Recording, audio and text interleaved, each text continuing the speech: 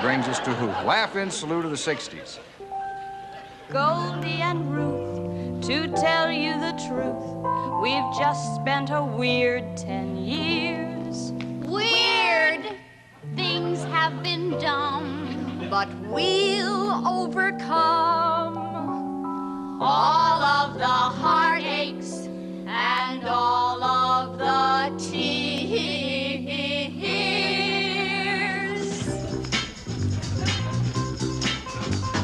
Looks like we made it through the sexy 60s. The see-through 60s. Through the top and bottom of 60s. We've spent a lot of hard-earned bread and butter watching shows like Karen and Old Calcutta. Looks like we're safely through the Portnoy 60s. Jackie Suzanne 60s. Myra Breckenridge 60s. All of our writers going pornographic have really been stopped in traffic. Novels, certainly steamy. soundtracks, thoroughly steamy. movies putting us in a spin. Oh, they're taking the clothes off. Stage shows, Perfectly horrid. nightclubs, Terribly taunted. Some folks gather to have a sit, sleep, loving, laughing. We finally made it through the long hair 60s, the no bra 60s, Through the micro miniskirt 60s. Seems like the world is getting so excessive. The future's in doubt. When suddenly your fella gets seats for I Am Curious Yella. Suddenly your chappy says here's a pill for making you happy. Suddenly your mister starts dressing like your younger sister. 1970s, you better watch out.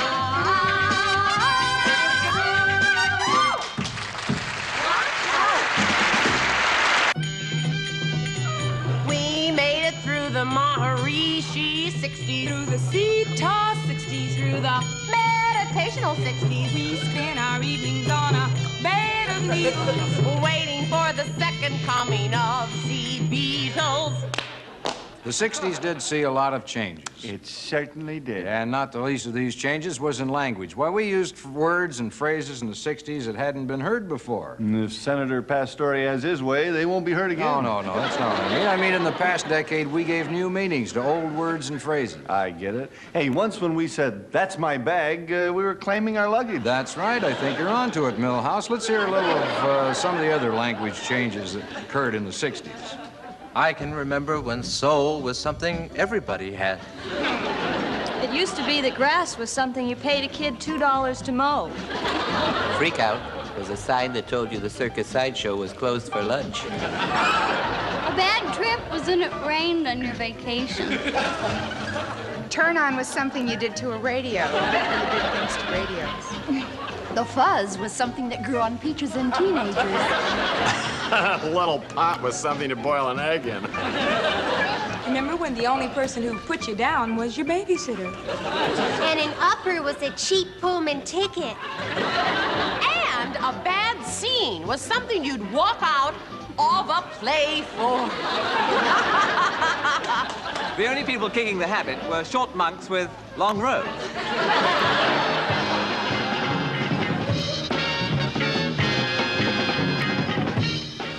When the hippies came to Chicago, Maya Daly reversed the old adage, if you can't join them, beat them.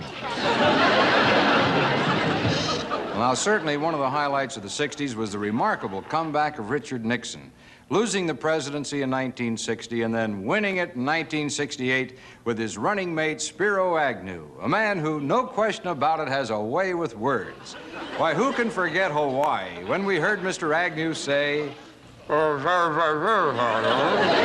the Southern Governors Conference, when we heard Mr. Agnew say, "They're nothing but cheap intellectual snark." I didn't know he was going to say that. Or, once again, when we heard Mr. Agnew's recent remarks on the moratorium. "They're nothing but cheap intellectual snark." Darn it all, Strum. He was your choice. Choice? I thought he was your choice. There's no question, Mr. Nixon, that a good phrase can be important. Do you feel that any such expression was important to your election? Well, I had a lot of good luck with let me say this about that, and let me make this perfectly clear. Now, that was not exactly a loser. But if there was one expression that may have done it for me, I'd say it was, sock it to me. The 60s brought about the involvement of the so-called silent majority. And now it's only fair that Laugh In at last gives them an opportunity to finally speak up. So now, we'll hear from the silent majority.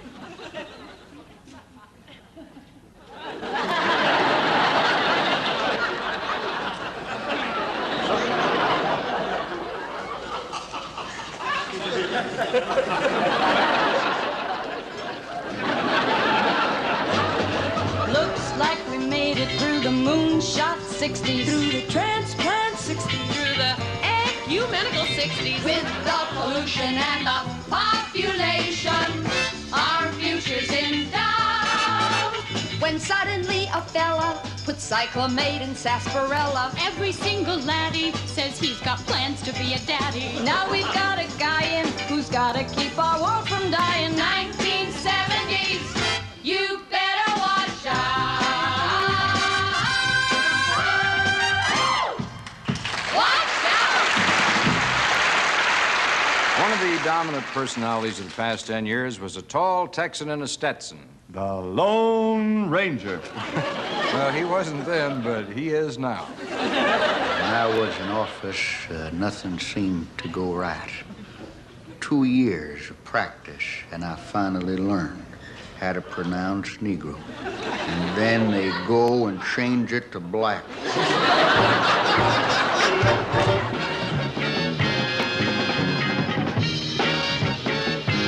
If the 70s are anything like the 60s, we won't be around to worry about the 80s.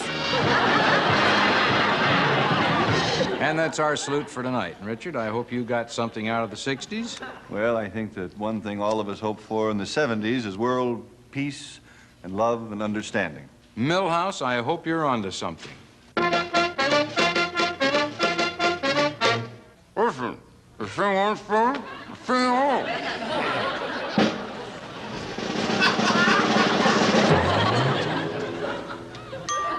Like me, the vice president knows the important questions facing the nation. Unlike me, however, he unfortunately does not know the answers.